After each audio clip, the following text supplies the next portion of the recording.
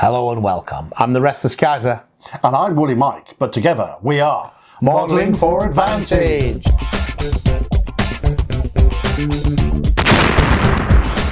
So, Woolly, why don't you tell them what's in the box? Volksgrenadierdivision.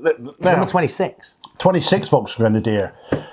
Command team with 2 bases, a 9-base assault Volksgrenadier troop, a Volksgrenadier rifle troop, SMG 34 machine gun troop, 8cm mortars, 12cm mortars, 7.5cm guns, 7.5mm guns and 7.5cm tank hunters, and a Volksgrenadier scout platoon. There's a lot of troops in this. And there's quite a bit of weight to it because a lot of this is metal. And you know what? He was reading you from the orders of battle, but you missed all of the bonus stuff, Mike. Oh, the bonus, of course. This stuff's full of bonus content. So, Major General Siegfried Moldenheimer warrior team. Moldenheimer.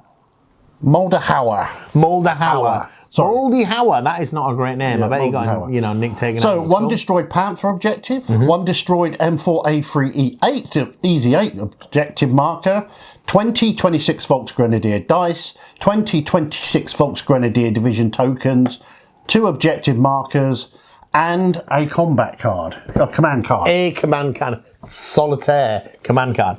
Excellent. Number 26 Volksgrenadier Division. This is one of the units fought in the Battle of the Bulge. Yeah. In winter of 1944. These type of boxes, you see the shape is different from the normal army deals. And if you look on their website, they will tell you these are limited editions.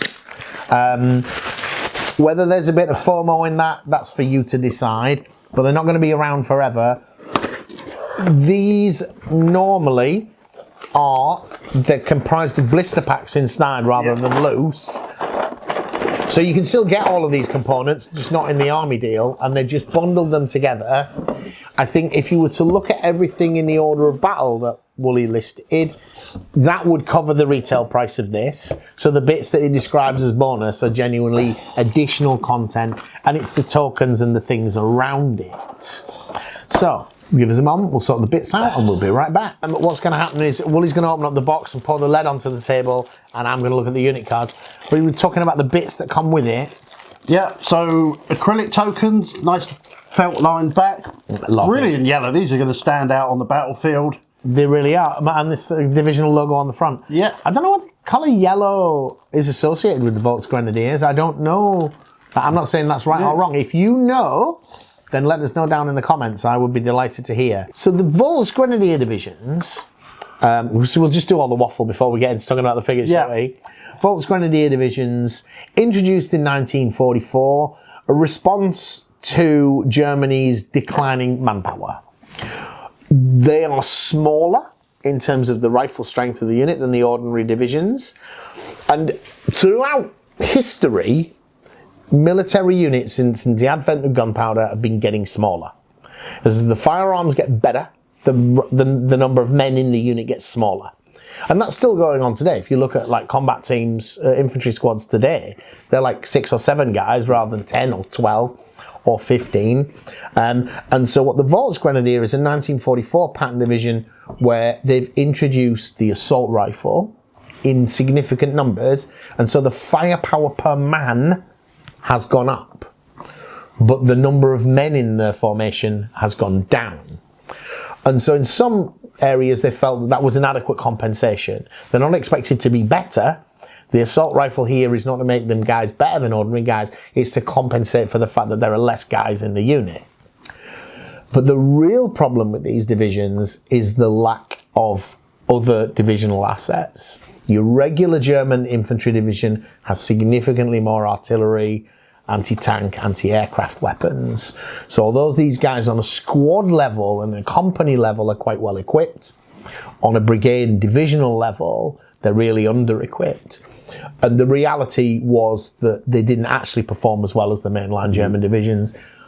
On the whole, there is instances of everything being better than average in World War II. It's a big enough thing, but on the whole. The other thing is the men in the formation. So again, the Volksgrenadiers, you might have heard the term Volkssturm as well, and they're not the same. So the Volksgrenadiers it is a new 1944 pattern of division. Some of these are just young men who've come of age, but many of them are from other arms of service. So in terms of Germany's system for conscription and mobilization, there's a manpower allocation. So many go to the Heer, so many will go into the SS, so many will go into the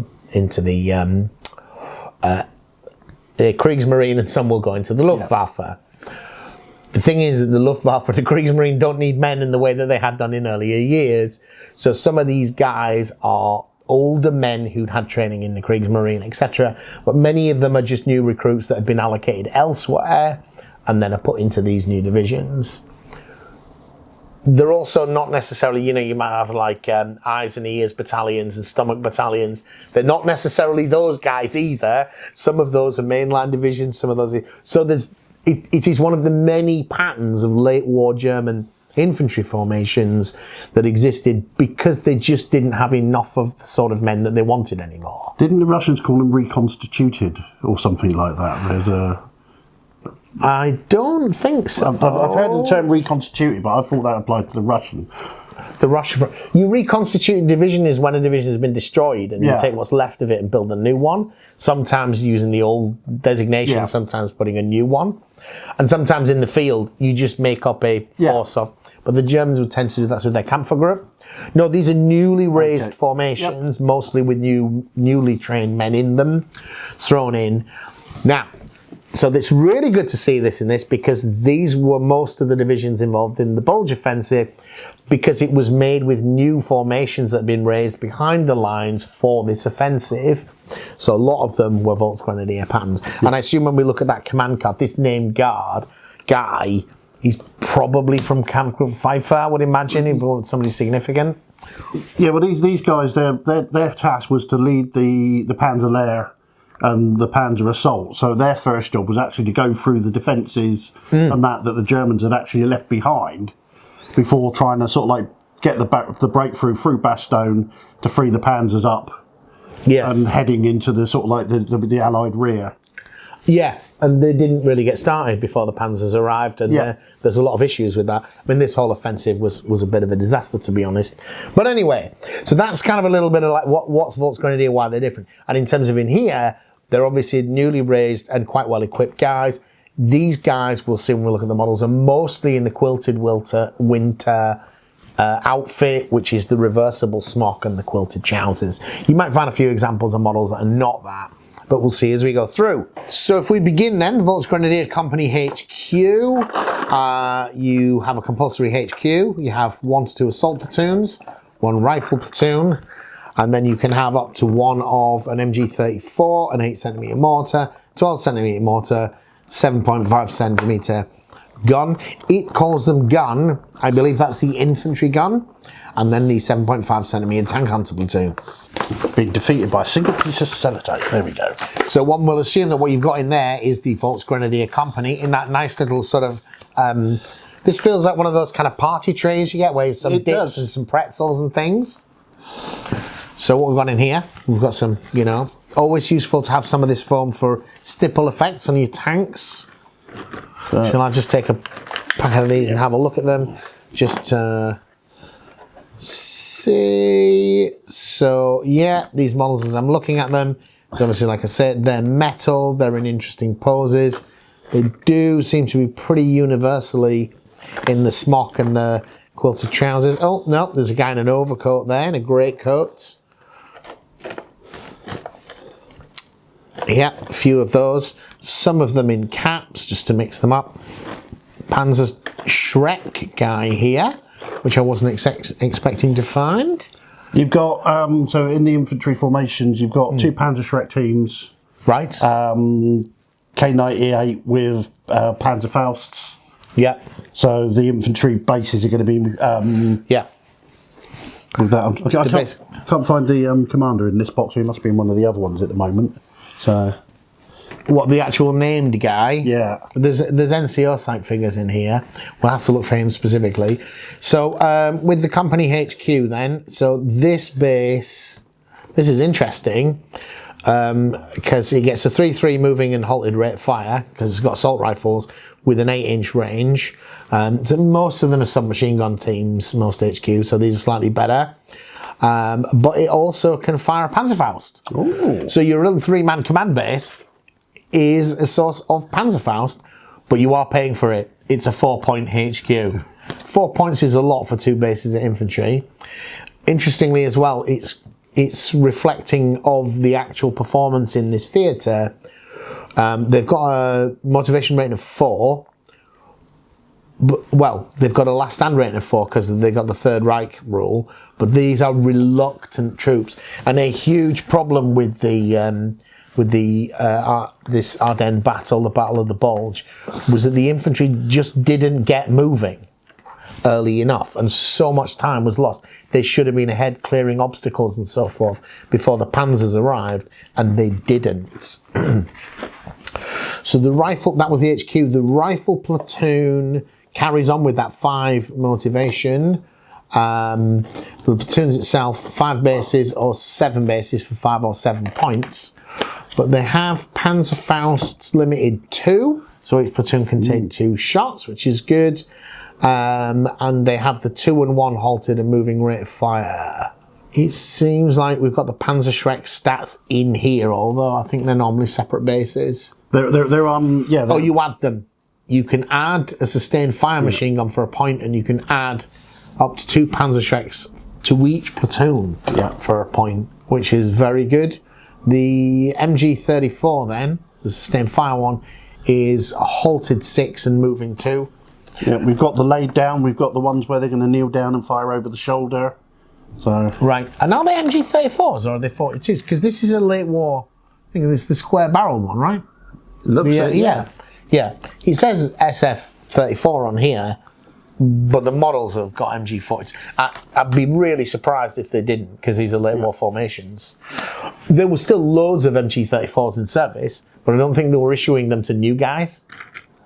They just didn't replace the ones that were already out there. Does that make sense? Of course, one of the other things you didn't mention, hit on threes. Oh gosh, I had missed that. They're aggressive hit on 3s. Oh, I've got to tell you, in the current iteration, Flames of War version 4 that we're playing, being hit on 3s is a big deal as infantry, because infantry, as long as they don't move, they are gone to ground. Yeah. And if infantry that are gone to ground are considered concealed, even if they're in the open, so they're normally hit on 7s at range. Yeah. Being hit on 6s at range and hit on 5s, you take a lot more damage on your bases units that are hit on 3, and they're not cheap for what they are. And how do that compare them? Because we've got a rifle platoon and we've got an assault platoon. So the assault platoon is the guys with the SDG-44, so they get a 3 and 3 halted and moving rate of fire, and they can fire. Oh, they have a separate firing profile. They can fire on an MG42 profile with a 3 and 2, but that improves their anti-tank rating by 1, but their range goes up to 16. You see, so the assault rifle range is only 8 inches. Right. So it's a lot shorter range than normal rifle teams. So it's got, effectively, the base has got a 3 and 3 rate of fire at 8 inches and a 3 and 2 at 16 inches, but only 2 bases because limited. There's a lot of rules applying to this card. Limited 2. So if you are going to assault, then these guys are going to get a lot more dice in the shooting up close. But being hit on 5s, hit on 3s, because they're aggressive, they got to get there. Yeah. They got to get there, and they're even more expensive at 6 and 8. They can take the MG42, the machine gun for a point, and they can take up to 2 Panzerschrecks. Having the MG in the platoon, you definitely want to leave it behind, because you can do that in Flames of War. Yeah. You drop it off as you're marching. So those are the ones from the main force. Now, with our scout platoon, I'm assuming this is our scout platoon. Yes, so the scout platoon, I'm just looking at the movement rates now to see if they're in any way different.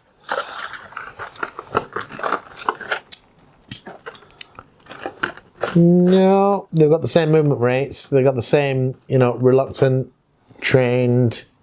Oh, They are one worse in assault for having the scout rule. So their skill rating is 4, their assault rating is 5. They do have the scout and spearhead rule. That's why you want them. Yep. It's an infantry team with the scout and spearhead rule.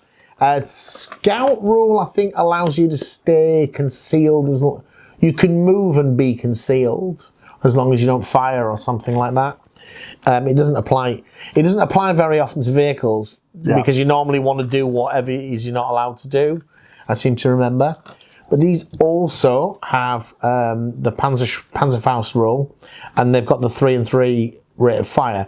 Now, the fact that you can scout move with them, spearhead rule with them, gives them a chance of being able to get into contact. But you mainly want these for forward deployment, don't you? 8 points for 5 bases. I worry about these getting machine gunned to death by tanks because they're going to be hitting the open. But we'll see. The MG34 platoon, he calls them an SMG, as in sustained fire machine gun. That's how it's distinguishing them. 2 or 4 bases. Assume we've got 4 bases there for 1 or 2 points. These are also aggressive, and they've got the heavy weapons, so they have this assault on 6s. Heavy weapons. They still get the Stormtrooper rule though. So I like these because although they can't attack, there's 4 bases for 2 points and they're still infantry. So if you dig them in behind one of your objectives, other infantry that try and advance on that objective are going to get murdered. Now they're totally garbage against vehicles with an anti-tank rating of 2. But it's just a really cheap way of sticking 4 infantry bases in a dug-in position that you can forget about. And then, of course, with the Stormtrooper rule, you could blitz them and then scoot and shoot, so move them into a better firing position, because the Stormtrooper gives them 2... It does, but they have a skill rating of green, 5 up.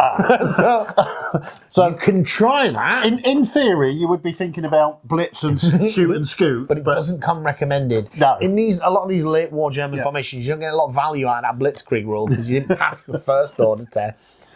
Anyway. But that was those metal models. So 8cm mortars. The iconic 8cm German mortar, 40-inch range, fires as a bombardment with a fire up of 4+. It has the smoke bombardment rule as well. Heavy weapon, you can take 2, 4 or 6 guns. How many do we get in here? We get 6 bases. 6 bases, so you can take the high saturation battery at 5 points. At 5 points to stick a 6-gun battery down. That's good. Most of the mission packs means your mortars start dug in. You're going to get the foxhole roll. Yeah, so use your crew. You get your mortar, you get your tripod, and you also get an several ammo boxes on the sprues as well. So they're open. Yeah, half open. Yeah, so you can see you can paint the shells inside. Yeah. Bombs with a mortar, I think, actually. Yeah. Again, all in that smock, camo smock, that reversible smock. Yeah. Yeah, with a winter uniform, or some in caps, some in covered helmets, which is nice, giving you that kind of late war feel to it, where everything started to break down in terms of uniformity a little bit. But I think for the points, for 5 points, I think it's a great unit because 40 inches. Oh, that's not everywhere on the table, but it's a lot of the table, and you really didn't pay many points. So, 12cm mortars. 12cm mortar. This is a Russian piece of equipment, did you know? I didn't. The Germans didn't have a heavy mortar. The Russians did. And they're like, this is good. Make one of those. And instead of saying reverse engineering, that is going to take a lot of work, a mortar is a tube and a plate. So they just put the Soviet one into production and copied it. And so by 44, you get them in quite large numbers. So again, so this is a chap in a greatcoat, whereas this one is in, this guy looks like he might be in a tunic. It's definitely a mix of the uniforms, caps, helmets. But yeah, so if you ever wondered why the German mortar looks exactly like the Russian mortar, It's because it is an exact copy. And again, you've got the two-piece gun, the tube and the support, and an ammo crate. Which is a nice thing to decorate it with. With my field guns, I tend not to put the ammo crates on because I might reuse the base. Yeah. I tend to paint one set of guns and then just make more bases. So 4 bases of those? 4 bases of those. It only comes as a 4-gun battery for 3 points. I would definitely take that because you get the firepower. It's got a 56-inch range and it's got 3-up firepower. They're still aggressive, and these get the 4-up save rather than 3 because it's on that larger base. Any of your artillery bases, any of your guns on the bigger base are usually on a worse save. I can't tell you that's universal, but I have come to notice that fact. So 2 units of indirect fire. Does the infantry come with the spotter or observer rules to be able to make use of? Oh, don't look at this command. This scout platoon does not have the observer rule. The company headquarters gets it for free anyway, doesn't it? Yes. But the rifle platoon, nope. The assault platoon, nope. I don't know why I'm bothering to look at the machine gun and mortar platoons. No. So you definitely got yourself a spotter issue there. Yeah.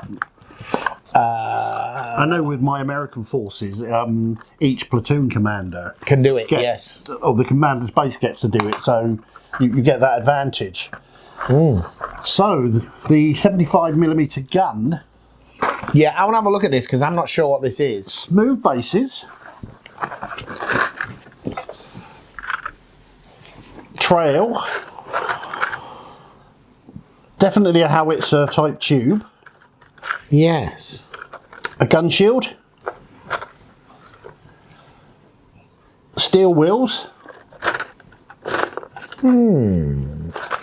The reason why I'm saying that, when we first looked at this, I had assumed that this was going to be the 7.5cm infantry gun. Yeah.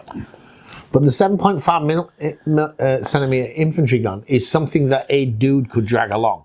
Yeah. Like, it's like on a trolley. The 15cm one is a bit bigger. And I'm not saying it doesn't have a gun shield, but the whole thing, you remember those tiny old friction lawnmowers? The little green ones, you kind of... Yes. They're not much bigger than that. Yeah. They kind of look like that. And that's not what this is. So this is a short-barreled howitzer. I didn't know that the German army had this weapon. And you know, there's the 105 and the 150 is the standard. So when this gets introduced, but these are Volksgrenadierdivision, aren't they? Yeah. I think this is either someone else's gun or from the previous war or something like that. I don't think this is a new gun. I think that this is an old gun. They've gone to the armory.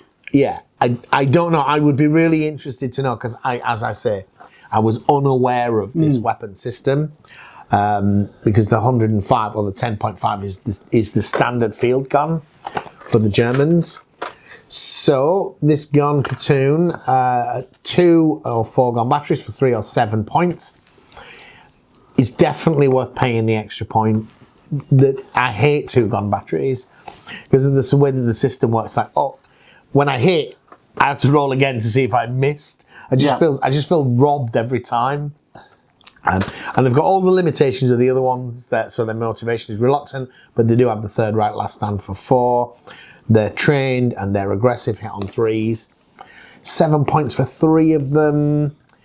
It, as an indirect, it only has the... it's described as a late infantry gun on the card. So maybe they made a newer version later. Anti-tank power 2, firepower 4 up, 64-inch range. It's just not enough better than the mortars that we were looking at for me. And you do have the option for direct fire at 28 inches, and 28 inches is good. You'll outrange some tank direct fire with that. And with an anti-tank power of 9, I mean, if you know you are playing against an American player in 44 who's not going to take anything bigger than a Sherman, you might use that direct fire. But I don't think so. No. I think you're better off with the mortars. So yeah, that 7.5cm gun is an interesting one. The card says infantry gun, the box says gun. I don't recognise it. So if you know more about this, I would be interested to hear. Is it a French gun that's being sort of reissued? Or is it a new design? When does it come in, etc.? Be really grateful. Let me know down in the comments. So we're going to look at the other 7.5cm gun in here, a much more well-known. We'll look at some plastic. Absolutely. So this is the Pack 40. Venerable old 2012 sprue. Yes, yes. So this is Germany's kind of mid-war anti-tank gun, which continues to do sterling service through to the end of the war. This is early Battlefront plastic. What was the date on it, Mike? 2012. 2012, 12-year-old sprue. It's good. It's a very low number of parts. It being plastic means your barrel is perfectly straight. Just be mindful when you're cutting the pieces out of this, especially the gun, is that sometimes they're under quite a bit of tension. So as you're cutting it off the sprue, I would cut this end here last, because this is where you're likely to get a bend or a break. I haven't broken one of these, but I've also cut a lot of plastic off sprue. Yeah. So just be a little bit careful with the first one of these you do, because there's 4 sprues here and it is a 4-gun battery. Oh no, it's 2, 3 or 4 actually, but you're still gonna be gutted. So just it's the barrel in particular that you run the risk of cutting into. I think your standard crew. Standard crew, but in winter uniforms. Yeah. Again, a mixture of smocks, caps, and covered helmets. Interesting one is shells and shell cases actually on metal plugs. So when they drop into the they'll drop into the base. Yeah. Very nice indeed. Nice little bit of scatter and nice bit of scatter to come in with it. Yeah. Which doesn't come in the others. So the Pack 40. So this is a late war version of it, so it's got the improved ammunition as well. It's got a 32-inch range, 2 and 1 Holland moving rate of fire, anti-tank power 12. 12, yep. 12, pretty good. Not much in the World War II stable that it doesn't at least have a chance of getting through. I mean, even like IS-3 and... Well, I think Pershing is only 10, isn't it? Pershing's only 10. Yeah. I mean, not that 12 reliably goes through 10, yes. But it can, and you're going to take a 4-gun battery. So it's 2, 3 or 4, 4, 7 or 10 points. They've again got that problem that they're aggressive, but that's keeping the points cost down. Reluctant morale, but 3rd right last stand, and a 3-up save. Oh, interesting. Did it not? Were they not on the bigger bases? They're on the bigger bases, yes. So these are on the bigger bases, but still have the 3-up save. So what I said earlier about the bigger bases having a 4-up save is not entirely true. Okay. Those are the mainline units that we've looked at, but we've got a few other extra little bits in here, haven't we? Yep. We've got some, presumably, a box containing resins. Just to point out, over 100 metal figures. Yes. There, and just the 4 plastic sprues is... So when you look at it, it seems a little bit on the pricey side, but you're getting quality metal, the tokens and then another piece of sellotape. Defeated by sellotape. You can have the Panther, sir. I can have the Panther. And I will have the Easy. Is there a barrel in there? There are 2 barrels, and they look very straight as well. And they are pretty straight. Good. Which is always a problem, risk with a metal barrel. This is a big old lump of resin, isn't it? So what have we got here? We have got the objective markers that they're providing, providing these boxes. These are individually cast bits of resin on the standard objective marker template size. Look, when grognards tell you that the detail in resin is better, they're not wrong. Yeah. When it's done right. It's always it's the weight and the brittleness and the difficulty to work with. But as this kind of single cast piece like this, with some of the just a little bit of a sag in the skirts and so forth on this one, see the damage. The commander's cupola, the hatch in it is at an angle where someone's creeped out but failed to get it back, and the front driver and machine gunner hatches have been blown. Yeah, they're just voids. It's like, yeah, something happened in here. They're really nice as an objective, and buying these things separately, I almost never would, because they end up being quite expensive. So when they're kind of lumped in with a bundle, I really like to see it. So you've got there, is that an Easy 8? I've got the Easy 8. When you look at it, all 4 turrets are hatches are open. There's some... Because it's been abandoned, right? And then when you look carefully, you can just see a tiny you've got a shell hole in yours? Right. A shape charge hole just in right in the side armour. Yeah, yeah. So if this had been an earlier Sherman, it would have gone straight through the weapon stowage, but the Easy 8 had wet stowage in the base of the tank. Yes, it did, yes. So... there you go. But it still doesn't stop the tank kill. Still doesn't stop it from being, but the guys inside lived. Yeah. They managed to abandon it. And we got the barrels in a little metal baggie there. Very nice. So, like with all of these sets, so the final thoughts on it is, it's not a beginner's set. I mean, like because this is metal, there is a lot more work to do on preparing a metal figure for use.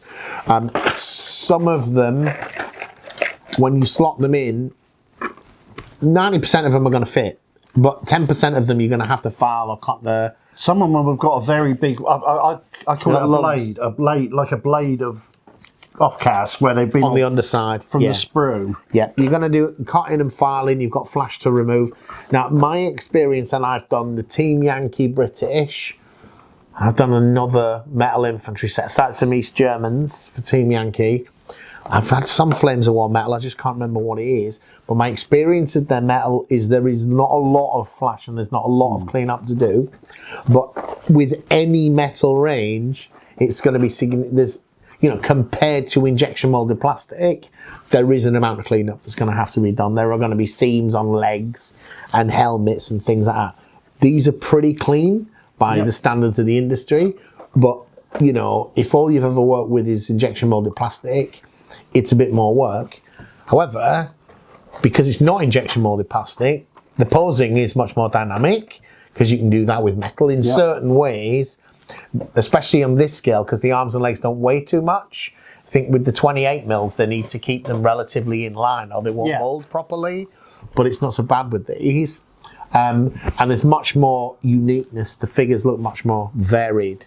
So we get the command card. This is a 6-point command card. This commander costs as much as a unit.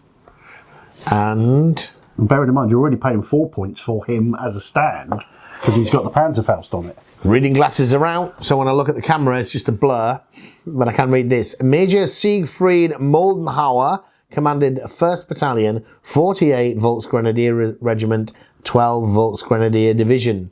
12, not 26. Not 26. Okay, during the Ardennes offensive. He was a vastly experienced Eastern Front veteran who had already received an impressive number of awards through his bravery, leadership, and skill. He stayed alive then.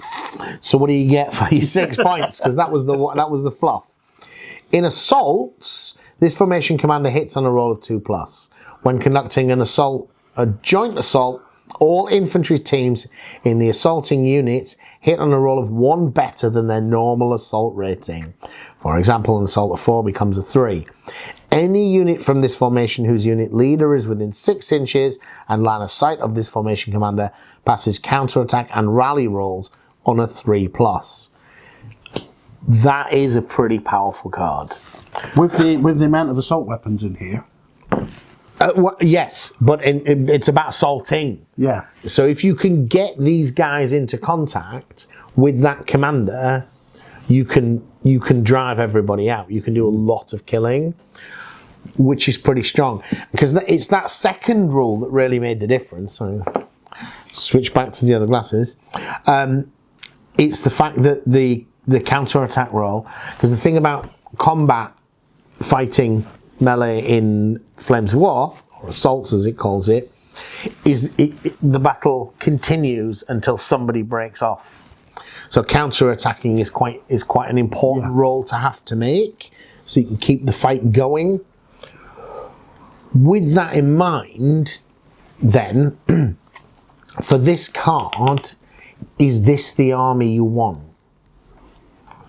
And my answer to that is I think you need more infantry. Because the downside, the disadvantage with these Volksgrenadiers, their firepower is pretty decent, their assaulting is good, especially with this card, but their survivability is low. Every tank has got a machine gun or 3 on it. So can they survive that? And that's going to be very terrain dependent. But if you're fighting in the Ardennes, and there should be quite a lot of cover around, I guess. Yeah. They should be able to get reasonably close without just being machine gunned down. Wide open spaces will be their enemy, but I probably want to do, because we end up with 3 platoons of infantry, do we? Two full platoons and a scout platoon. 2 full platoons and a scout platoon. Yes. Yeah, I definitely would want. So it's 1 assault, 1 rifle, and 1 scout. Yeah. Yeah, I would want more of those. But you can buy these blisters from them. Yeah. If you want to, I think. Did it say what the points were? We didn't look at that. From what I looked at, I think it's around about 75 points for the infantry without the command cards. So this was around about 75. About 75 points. All right. Well, that was our look and our thoughts on this. As I say, it's limited edition, not limited by time, limited by numbers. They've boxed up a number of them, and when they're sold out, they're sold out. That doesn't mean you'll never see it again. And everything in this box can be bought separately. It's just if you want to do a Volksgrenadierdivision for Winter 44, this is probably worth getting because of the extra bits you get with it. Thank you for watching. Bye-bye. Bye. If you're still here and you're looking for ways to support the channel, there's obviously a lot of ways down in the description, but a key way is to use our affiliate links to Whaling Games and others. You buy your models from them, it doesn't cost you a penny more, and we earn a little bit of commission. Thank you.